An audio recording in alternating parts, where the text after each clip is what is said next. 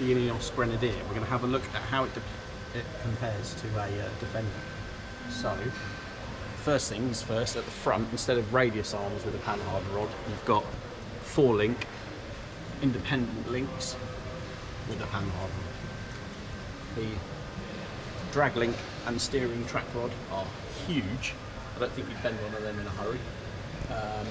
But because it's curved, you do get a little bit of bump steer as they flex through their travel, but you probably wouldn't notice that on the road. Big aluminium guard at the front, which slopes right up to meet the bumper. As you can see, this has had a mark or two on it already.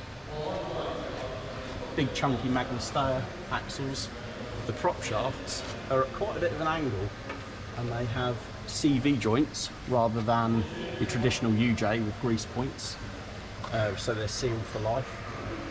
Obviously the BMW straight 6 petrol, ZF 8-speed gearbox, and then Tremec transfer box with high and low range and lockable centre diff. The exhaust system is quite a large bore because obviously it's a 3-litre engine, it needs to get the gas out. Again, rear prop shaft, not greasable, sealed CVs.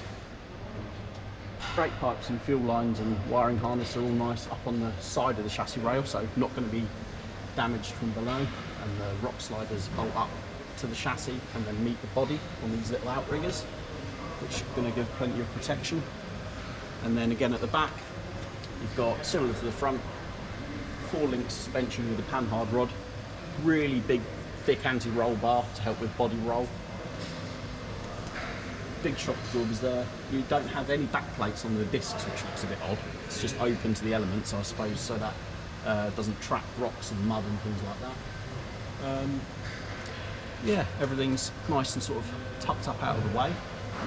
I believe the chassis is galvanised, and it's also, you can see where it's wax filled, because the wax is sort of evident around some of the holes, so that will help with keeping corrosion away.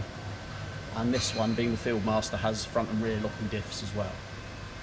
So yeah, underneath the Ineos Grenadier.